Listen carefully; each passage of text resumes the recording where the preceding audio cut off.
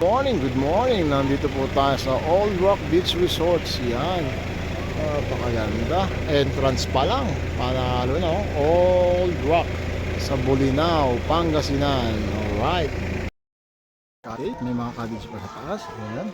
Napakaganda ng kalawak ng Old Rock Beach. Yan. Dito tayo sa may bandang pool area. Ayan, napakaganda ng pool area ng Old Rock Beach. Ito yung kanilang Olympic size.